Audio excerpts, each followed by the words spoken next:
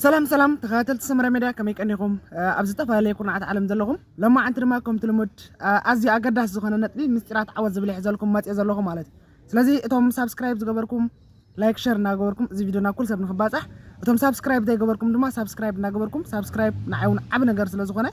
عب حاجة زون سلزخنة إس channel دما كعبي أبزل على درجة خبازح بزحت مدبات ونحزلكم كم تسلزخونكم أبز channel نعهدكم يعبيكم زبلكم نتبتات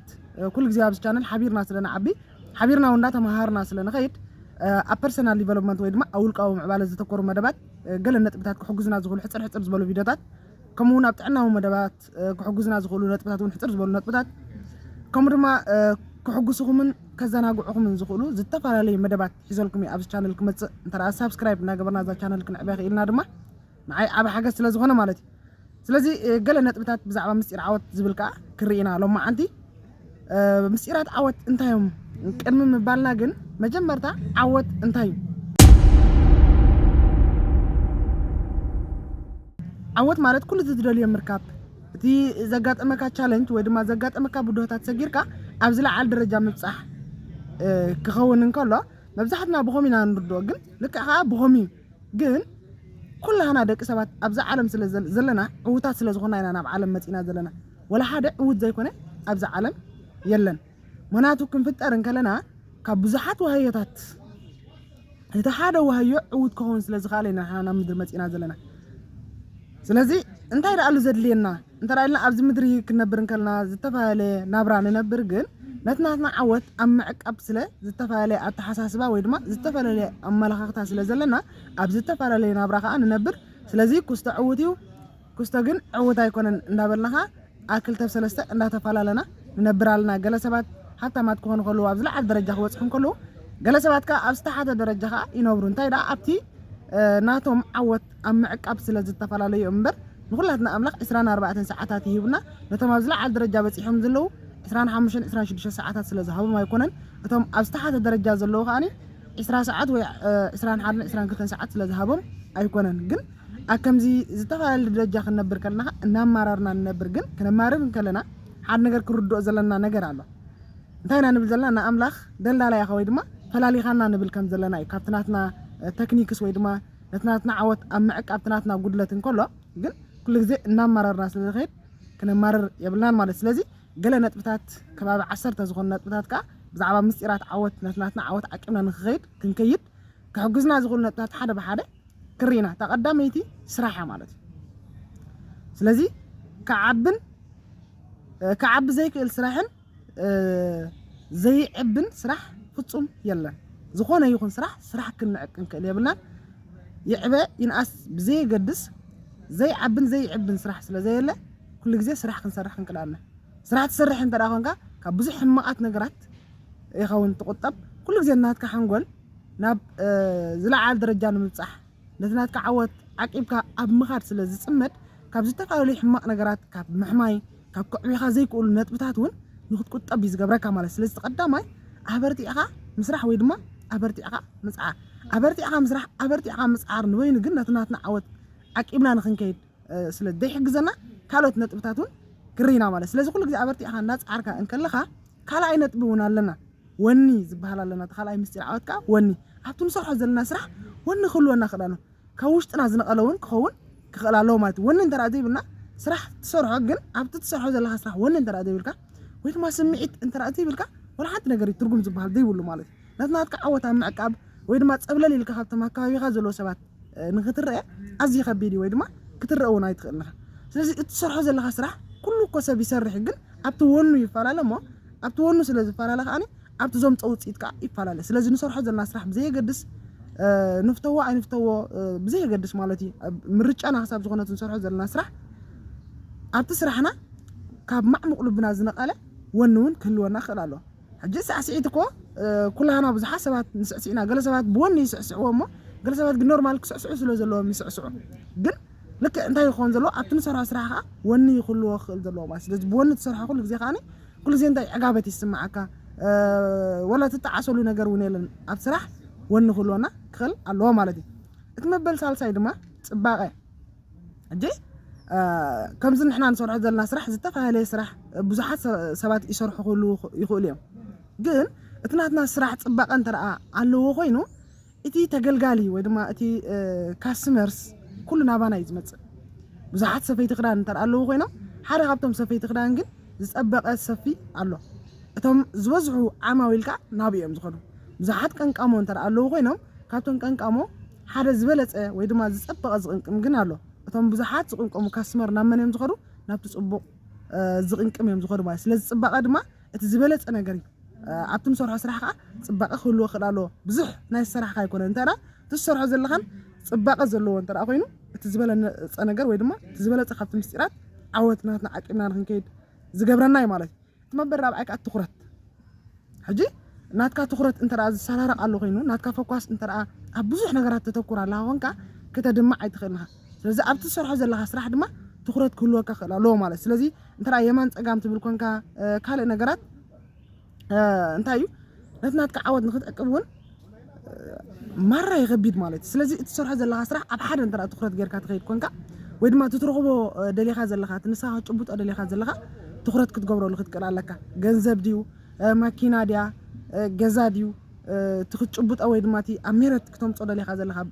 ሰሪሕኻስ ኣብ ሜረት ክተምፅኦ ደሊኻ ዘለኻ እንታይ ምዃንካ ትኹረት ጌርካሉ ዘለኻ ብንጹር ክትፈልጦ ክትክእል ኣለካ ምክንያቱ ትኹረት ጌርካሉ ዘለኻ እንተራ ዘይትፈልጦ ኮንካ ወላ ስራሕኻ እንተ ስራሕኻ እንታይ ኢኻ ረኺብካ ወይ ድማ እንታይ ኢኻ ደሊኻ ዘለኻ ኔርካ እውን ስለዘይትፈልጥ በቃ እቲ ትጭቡጦ ዘለኻ እውን ዝኾነ ናንሰንስ ኢና ወላ ዝኾነ ሰንስ እውን ክህበካ ኣይክእልኒ ማለት እዩ እቲ መበል ሓምሻይ ድማ ንገዛእ ርእስኻ ፑሽ ምግባር ወይ ድማ ምድፋእ ሕጂ ሓደ ነገር ክሰርሕ ትደሊ ሓደ ነገር ክትጅምር ትደሊ እሞኒ ብሰንኪ ንገዛእ ነብስኻ ምድፋእ እንታይ ትኸውን ነድለኻ ዘለኻ ነገር ክትጭቡጦ ወይ ድማ ክትረኽቦ ኣይትኽእልና ስለዚ ነድለኻ ዘለኻ ነገር ክትጭቡጦ ወይ ድማ ክትረኽቦ እንተራ ደጊልካ ናትናትካ ዓወት እውን እንታይ ትገብር የለኻ ትዕቅብ የለኻን ማለት ስለዚ ትናትካ ዓወት ክትዕቅብ እንተራ ኮይንካ እዛ ምስጢር እዚኣ ወይ ድማ ንገዛእ ርእስኻ ኩሉ ግዜ ንቅድሚት ፑሽ ክትገብራ ክትክእል ኣለካ ማለት ፎርዋርድ ንቅድሚት ኩሉ ግዜ ንቅድሚት በቃ ኣብ ነፍሲ ወከፍ ትሰርሖ ስራሕ በቃ ንቅድሚትስ ክዕብየካ ዝኽእል ንቅድሚትስ ገለ ነገር ከሰጉመካ ትኽእል ምስ ነብስኻ እንዳተወዳደርካ ምስ ሰባት ዘይኮንካ ክትወዳደር ዘለካ ምስ ነብስኻ እንዳተወዳደርካ ትማሊ ከመይ ነይረ ሎሚ ከመይ ኣለኹ ጽባሕ እንታይ ክውስኽ ኣለኒ እንዳበልካ ኩሉ ግዜ ነብስኻ ንቅድሚት ፑሽ እናገበርካ ወይ ድማ እንዳደፋእኻ ኢኻ ክትከይድ ክትክእል ኣለካ ማለት እዩ እቲ መበል ሻድሻይ ድማ ኣገልግሎት ሕጂ ብዙሓት ኣገልገልቲ እንተራ ኣለዉ ኮይኖም ሰብ ድኸኹን ክኾኑ ይኽእሉ ቀምቀምቲ ክኾኑ ይኽእሉ ኢንዳስትሽነሪ ዝተፈላለዩ ትካላት ኣገልገልቲ ኣለዉ ገለ ግን ብናቶም ኣገልግሎት ወይ ድማ ብናቶም ኣቀባብላ ብዙሕ ካስተመርስ ወይ ድማ ብዙሕ ዓማዊል ዝፈትውዎም ኣለዉ መኒ ብዙሕ ኣታዊ ወይ ድማ ብዙሕ ገንዘብ እውን ይእትዉ ንርኢ ኢና በንጻሩ እቶም ጽቡቕ ዝኾነ ኣገልግሎት ዝህቡ ከዓ እንታይ ወላ ናብኡ ክግልገሉ እንዳኸዱ ከለዉ እቶም ዓማዊል ወይ ድማ ተን ካስተመርስ ከላ እዚኦም እንታይ ጽቡቕ ስለ ዘይገልግሉ እንዳኸስተንክድ ኢሎም ናብቶም ጽቡቕ ዘገልግሉ ወላ ሪጋ እንታይ ኮይኑ ይውዕል ምልእ ኢሉ ይውዕል ማለት እዩ እቶም ጽቡቕ ዘይገልግሉ እንተረኣ ኮይኖም እቶም ትካላት ጽቡቕ ዘይገልግሉ እንተረኣ ኮይኖም ከዓ ሰብ ዝበሃል ዘይብሎም ወላ ትዝእትዎ ኣታዊ እውን ኣዝዩ ድሩት እዩ ዝኾን ማለት ስለዚ ናይ ኣገልግሎት መንፈስ እውን ክህልወና ክእል ኣለዎ ምክንያቱ ኣገልግሎት ምሃብ ማለት እቲ ዝበለፀ ነገር ምስጢር ናይ ዓወት እዩ ኣገላግላ እንተረኣ ፈይትካ ንህዝቢ ትህቦ ዘለካ ኣገልግሎት ብንጹር ክትፈልጥ እንተረኣ ኽኢልካ እቲ ምስጢር ዓወትካ ናይ ምዕቃብ ፈሊጥካ ኣለኻ ማለት እቲ መበል ሻውዓይ ድማ ሓሳባት እዩ ማለት ሓድሽቲ ሓሳባት ኩሉ ግዜ ሓሳባት ዝተመንጩ ድማ መፅሓፍቲ ተንብቦም መፅሓፍቲ ምሳኻ ዝረኸቡ ወይ ድማ ምሳኻ ዝዕልሉ ሰባት እቲ ከባቢኻ ከመይ ዓይነት ከባቢ ኢኻ ዘለኻ ኢኻ ትወሳኒ ማለት እዩ ምክንያቱ ምሳኻ ዝኸዱ ሰባት ሓሙሽተ ሰባት እንተደኣ ናይ መስተ ኮይኖም ንስኻ ድማ ሻድሻዮም ናይ መስተ ኢኻ ሓሙሽተ ሰባት ናይ ድቃስ እንተደኣ ኮይኖም እቶም ዕርኽትኻ ድማ ሻድሻዮም ናይ ድቃስ ኢኻ ማለት እዩ ስለዚ ኩሉ ግዜ ምስ ነብስኻ ምዕላል ክትላመድ ክትክእል ኣለካ በይንኻ ምዃን ክትላመድ ክትክእል ኣለካ መፅሓፍቲ ክተንብብ ክትክእል ኣለካ ብዙሕ ሓደሽቲ ነገራት ከዓ ክተመንጩ ክትክእል ኣለካ መዓልታዊ ሓድሽ ነገር እንዳመንጨኻ ሓደሽቲ ሓሳባት እንዳመንጨኻ እንተደኣ ትኸይድ ኮንካ ንሱ እንዳተደማመረ ስለዝኸይድ ኣብ ወርሒ ክንደይ ዝኣኽሉ ሓሳባትካ ተመንጩ ዘለኻ ኣብ ዓመት ስለዚ ትናትካ ዕብየትካ ኣብኡ መሰረት እንዳዓበየ ስለዝኸይድ ነትናትካ ዓወትካ ዝያዳ ብዝዓበየ መልክዑ እንዳዓቀብካ ትኸይድ ኣለኻ ማለት ስለዚ ሓደሽቲ ሓሳባት ከዓ ክነመንጩ ክንክእል ኣለና ማለት እቲ መበል ሻምናይ ድማ ጽንዓት እዩ ማለት እዩ ሕጂ ጽንዓት ከዓ ክህልወካ ክእል ኣሎ ኩሉ ግዜ ዓወትካ ንምዕቃብ ጽንዓት የድልየካ ሓደ ነገር ትጅምር እሞኒ ፀኒዕኻ ኣብ መፈፀምታ ክትብፅሖ እንተራ ዘይክኢልካ ትበፅሖ ነገር ወይ ድማ ትረኽቦ ነገር ፍጹም የለን ስለዚ ጽንዓት እውን እቲ ኣዝዩ ኣገዳሲ ነትናትና ዓወት ንምዕቃብ ክሕግዘና ዝኽእል እዩ ማለት እዩ እቲ መበል ታሽዓይ ድማ ትናትና ኣቲቱድ ወይ ድማ ኣተሓሳስባና ኣመላኻኽተና እንታይ ዝበሃል ኣበሃል ኣሎ ኣመላኻኽታ ኸይ ብራኺኻ ስለዚህ ንሓደ ነገር ከመይ ትጥምቶ ንሓንቲ ፀሓይ ዚ ብዝተፈላለየ ዳቢስታ ጌርና እንተዳሪና ዝተፈላለየ ምስሊ እተርእየና ግን ታ ፀሓይ ኩነትና ታ ምስሊ ቀይራ ዘላ እንታይ ዳ ንሕና ናብ ፀሓይ ዘለና ኣመላኽታ ወይ ድማ ኣብ ፀሓይ ዘለና ኣረኣእያ ቀይርና ዘለና ማለት ስለዚ ንስኻ ድማ ኣብ ትሰርሖ ስራሕ ኣመላኽታ ንሰባት ዘለካ ኣመላኽታ ኣረዳድኣ ንሓሳባት ከመይ ትርድኦ ወይ ድማ ብከመይ መንገዲ ትጥምቶ ትሰርሖ ዘለካ ስራሕ እዚ ድማ እቲ ቀንዲ ኣገዳሲ ናትና ዓወት ዓቂምና ንክንከይድ ኣዝያ ኣገዳሲት ምስጢር እያ ማለት ስለዚ ኣመላኽታና ኣብ ከመይ ደረጃ እዩ ዘሎ ወይ ድማ ናበይ ገፅ እዩ ዝኸይድ ዘሎ ከዓ ምስትውዓል ኣዝያ ኣገዳሲት ነጥቢ እያ ማለት እዩ እታ ናይ መወዳእታ ከዓ ምምሃር ሓድሽ ነገራት ምምሃር ኩሉ ግዜ ሓድሽ ነገር ሳ ምሁር ክትከውን ትኽእል ትወልድ ፕላስ 4 16 ዓመት ግራጁዌት ዝገበርካ ሰርቲፊኬት ዘለካ ክትከውን ትኽእል ኢኻ ግን 16 ዓመት ተማሂርካ ወረቐት ወሲድካ ወይ ድማ ሰርቲፊኬት ዲፕሎማ ዝተፋላለየ ወሲድካ ኣብ ስራሕ ምድላይ ኢኻ ትኣቱ 16 ዓመት ተማሂረ ስራሕ ጀሚረ ኢልካ ሓድሽ ነገራትካ ምምሃር እንተርኣ ተቆጢብካ ትናትካ ዕብየት ወይ ድማ እቲ ኣተዓቅባ ናትካ ዓወት እውን ብኡ መሰረታይ ዝኸውን ይቁጠብ ማለት ወይ ድማ ዓወትካ ንክትዕቅብ ኣፀጋሚ ወይ ድማ ከቢድ ዝኸውን ኣነ ምሁር እየ ትምህርቲ የድልየንን እዩ ካብ ክስተ ሓሳባት ክወስድ ኣይክእልን እዚ ንዓይ ክምህረኒ ይክእል እዚ ሓድሽ ነገር ክህበና ኣይክእልን ትብል ተርኣ ኮንካ እሞ ድማ ኣብዚ 21 ክፍለ ዘበነ ሓበሬታን ዘበነ ኤአይን ወይ ድማ ዘበነ ቴክኖሎጂ ናብ ዘለናሉ ግዜ ነበር ናትካ ዓወት ዓቂብካ ንክትከይድ ከቢድ ወይ ድማ ኣፀጋሚ ስለዚ ሓድሽ ነገራት ድማ መዓልታዊ ክንምሃር ክንክእል ኣለና ማለት ስለዚ ትምህርቲ እውን ኣዝዩ ኣገዳሲ እዩ ትንምሃሮ ጥራሕ ኢና ክንመሚ ወይ ድማ ክንፈሊ ዘለና ስለዚ ኩሉ ግዜ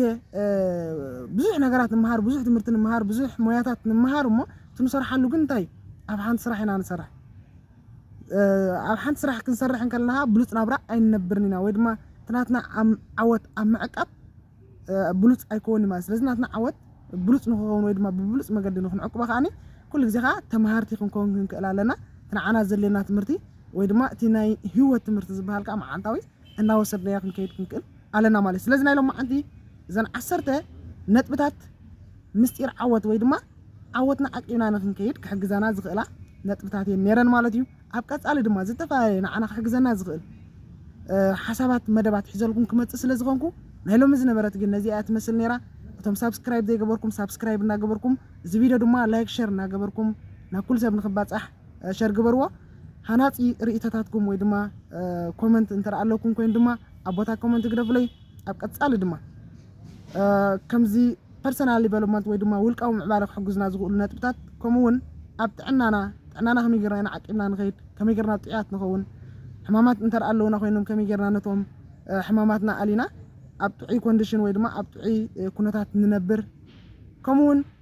ክሕጉስናን ከዘናጉዕናን ዝኽእሉ ዝተፈላለዩ መደባት ኣብዚ ቻነል ሒዘልኩም ክመፅእ ስለ ዝኾንኩ ላይክ ሼር ሳብስክራይብ እናገበርኩም እዚ ቪድዮ ምትባዕኹም ኣይፈለየኒ